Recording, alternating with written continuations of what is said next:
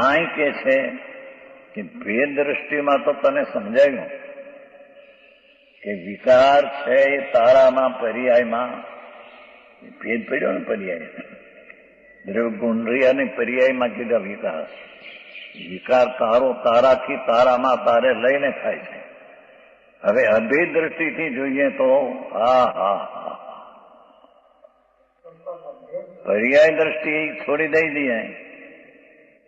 વસ્તુની દ્રષ્ટિથી જોઈએ તો શુદ્ધ ચેતના માત્ર જીવ વસ્તુ છે.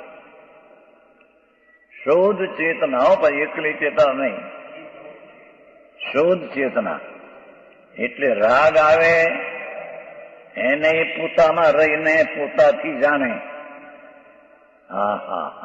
સંયોગ આવે એને પણ પોતામાં રહીને પોતાથી જાણે. એ સંયોગ નો થાય નહીં, એ રાગ નો થાય નહીં.